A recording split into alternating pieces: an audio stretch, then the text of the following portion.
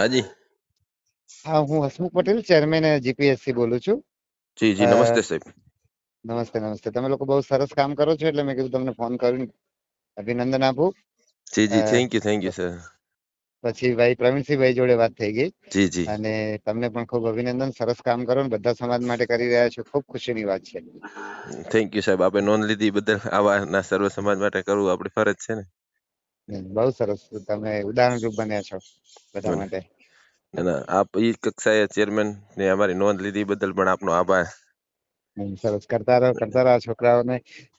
બોલાવો ને ત્યારે એક કામ બીજું પણ કરી શકો. જી તમને ટાઈમ મળે ને, જી દાખલા તરીકે તમે 8-9 વાગે બધા સાંજે ભેગા થઈ જાય છે, જી જી તો એક ભેગા કરીને એ પણ કહેવાનું, જો ભાઈ અમે આ સમાજને આપીએ છીએ જી જી તો તમારે પણ સમાજને આપવાનું છે સિલેક્ટ થઈને, જી. અને અમારા તરફથી શુભેચ્છાઓ. એટલે એક નાનકડું કામ આ પણ કરો.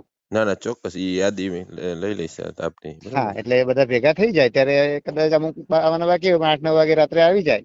તમારામાંથી જે પણ કોઈ કઈક સારું બોલી શકે એવી વ્યક્તિ હોય જી તો એને જી. ભેગા કરીને કહેવાનું કે જો અમે બધા સમાજ માટે કરીએ છીએ અને આ ભાવથી કરીએ છીએ.